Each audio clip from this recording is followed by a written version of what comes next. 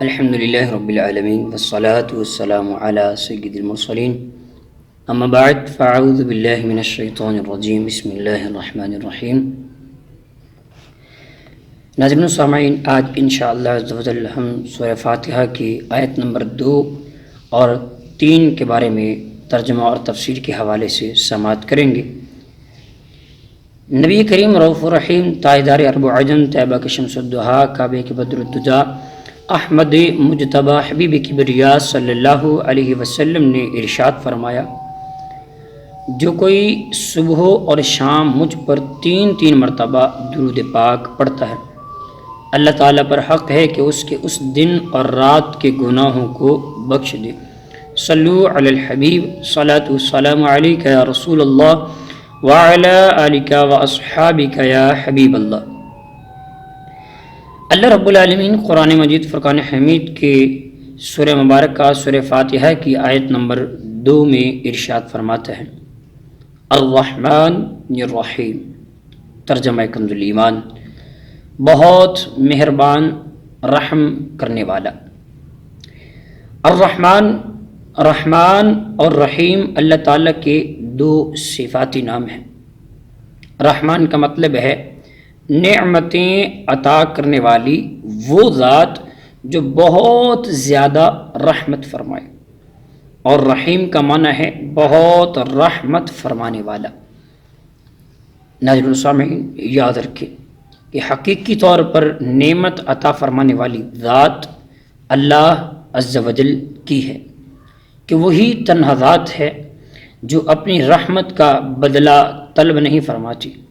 ہر چھوٹی بڑی، ظاہری، باطنی، روحانی، دینی، دنیاوی، اخروی نعمت اللہ تعالیٰ ہی عطا فرماتا ہے، اور دنیا میں جس شخص تک جو بھی نعمت پہنچتی ہے وہ اللہ تعالیٰ ہی کی رحمت سے ہے، کیونکہ کسی کے دل میں رحم کا جذبہ پیدا کرنا، رحم کرنے پر قدرت دینا، نعمت کو وجود میں لانا، دوسروں کا اس نعمت سے فائدہ اٹھانا، اس کے لیے اعضاء کی سلامتی عطا کرنا، یہ سب اللہ تعالیٰ ہی کی طرف سے ہے۔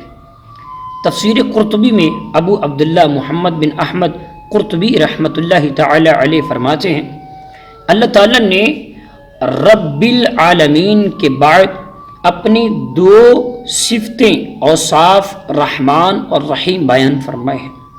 اس کی وجہ یہ ہے کہ جب اللہ تعالیٰ نے فرمایا کہ وہ رب العالمین ہے، تو اس سے سننے اور پڑھنے والے کے دل میں اللہ کی عظمت کی وجہ سے اس کا خوف پیدا ہوا، تو اس کے ساتھ ہی اللہ تعالیٰ کی 2 اوصاف رحمان اور رحیم ذکر کیے گئے، جن کے ضمن میں اللہ تعالیٰ کی اطاعت کرنے کی ترغیب ہے۔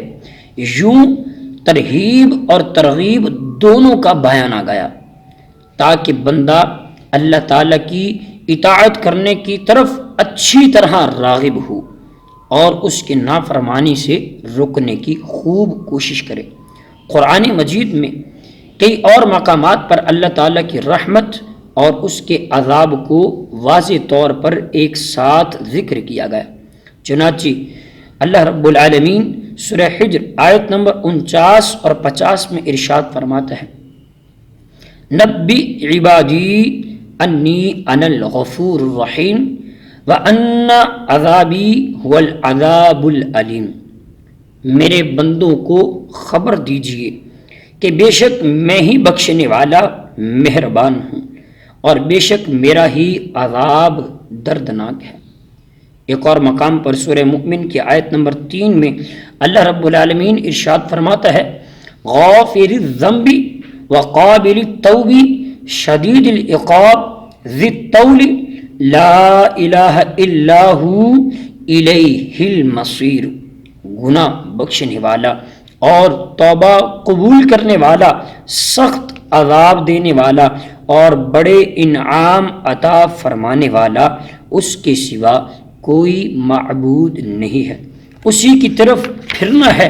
نیز حضرت سیدنا ابو ہریرہ رضی اللہ تعالیٰ عنہ روایت کرتے ہیں، مسلم شریف میں ہے، نبی رحمت شفیع امت تاجدار عرب و عجم صلی اللہ علیہ وسلم نے ارشاد فرمایا، اگر مومن جان لیتا، یعنی اگر مومن جان لیتا کہ اللہ کے پاس کتنا عذاب ہے تو کوئی بھی اس کی جنت کی امید نہ رکھتا، اور اگر کافر جان لیتا کہ اللہ کے پاس کتنی رحمت ہے تو اس کی جنت سے کوئی نا امید نہ ہوتا۔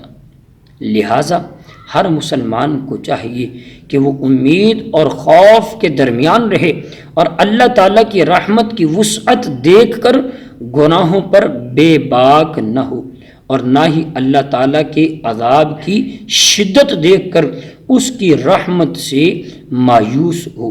یعنی بندے کو زندگی گزارنی چاہیے امید اور خوف، رجا اور خوف کے درمیان زندگی گزارنی چاہیے کہ اگر اللہ رب العالمین نے بخشنے پر آئے تو وہ مجھے بخش دے گا، لیکن اگر عذاب دینے پر آئے تو مجھے عذاب دینے پر بھی قادر ہے۔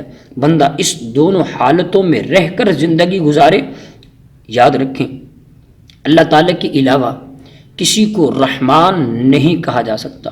لوگ نام رکھتے ہیں نا، عبد الرحمن نام رکھ لیتے ہیں لیکن اسے رحمان رحمان کہہ کر پکار رہے ہوتے ہیں، حالانکہ بزرگ فرماتے ہیں اللہ تعالیٰ کے علاوہ کسی کو رحمان کہنا جائز نہیں ہے۔ ہاں، رحیم کہا جا سکتا ہے کیونکہ قرآن مجید فرقان حمید میں اللہ رب العالمین نے اپنے محبوب صلی اللہ تعالی علیہ وسلم کو بھی رحیم فرمایا ہے۔ چنانچہ سورہ توبہ کی آیت نمبر 128 میں اللہ رب العالمین ارشاد فرماتا ہے، لَقَدْ جَاءَكُمْ رَسُولٌ مِّنْ أَنفُسِكُمْ عَزِيزٌ عَلَيْهِ مَا عَنِتُّمْ حَرِيصٌ عَلَيْكُمْ بِالْمُؤْمِنِينَ رَءُوفٌ رَحِيمٌ۔ بے شک تمہارے پاس تم ہی میں سے وہ عظیم رسول تشریف لائے جن پر تمہارا مشقت میں پڑنا بہت بھاری گزرتا ہے، وہ تمہاری بھلائی کے نہایت چاہنے والے مسلمانوں پر بہت مہربان رحمت فرمانے والے ہیں۔ گویا کہ نبی کریم علیہ الصلاۃ والسلام کی ایک صفت، حضور علیہ الصلاۃ والسلام کی ایک نعت قرآن میں رحیم کہہ کر بھی پکاری گئی کہ میرے آقا کریم علیہ الصلاۃ والسلام رحیم بھی ہیں۔ تو پتہ چلا کہ بندے کو رحمان نہیں کہہ سکتے، جب بھی اس کا نام لیا جائے گا تو عبد کی اضافت کے ساتھ اسے پکارا جائے گا عبد الرحمن۔ اکیلا رحمان بندے کو رب کے علاوہ کسی اور کو کہنا جائز نہیں ہے، ہاں رحیم کہنا جائز ہے۔ اگلی آیت مبارکہ آیت نمبر 3 سورہ فاتحہ ہی کی آیت ہے۔ اللہ رب العالمین ارشاد فرماتا ہے، مالک یوم الدین، روز جزا کا مالک، یعنی یوم الدین قیامت کے دن کا مالک۔ جزا کے دن سے مراد قیامت کا دن ہے۔ اس دن نیک اعمال کرنے والوں کو ثواب ملے گا اور گناہ گاروں اور کافروں کو سزا ملے گی۔ جبکہ مالک اسے کہا جاتا ہے، یعنی مالک کی تعریف کیا ہے؟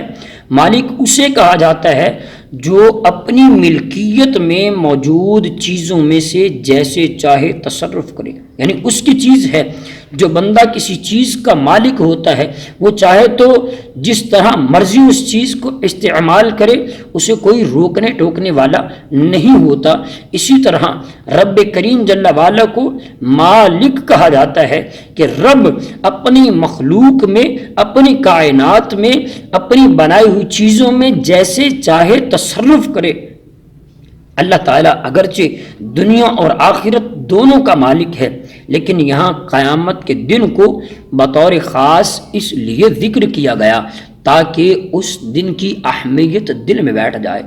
نیز دنیا کے مقابلے میں آخرت میں اللہ تعالیٰ کے مالک ہونے کا ظہور زیادہ ہوگا، کیونکہ اس دن کسی کے پاس ظاہری سلطنت یعنی بادشاہت وغیرہ کوئی عہدہ، کوئی وزارت نہیں ہوگی جو اللہ تعالیٰ نے دنیا میں لوگوں کو عطا فرمائی۔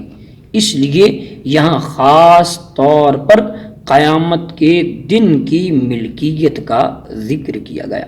تو ناظرین و سامعین، آج اللہ رب العالمین کہ جل وعلا کے دو صفاتی نام رحمان اور رحیم اور مالک یعنی قیامت دن کے مالک کے بارے میں آج ہم نے سماعت کیا، تو اس درس پاک سے یہ بھی سبق ملا کہ گویا رحمان اور رحیم رب تو ہے، لیکن اس کی رحمت پر آسرا کر کے گناہ کرنا جائز نہیں ہے، اور بالکل اپنے رب کریم جل وعلا کے خوف سے اپنے آپ کو جو دور کر لینا اور گناہوں میں پڑ جانا یہ اچھی بات نہیں ہے۔ اللہ رب العالمین ہمیں عمل کرنے کی توفیق عطا فرمائے اور اپنی رحمتوں میں سے ہمیں خاص حصہ عطا فرمائے۔ اللہ رب العالمین جل وعلا سے دعا گو ہوں اللہ عمل کی توفیق عطا فرمائے، آمین بجاہ نبی الامین صلی اللہ علیہ وسلم۔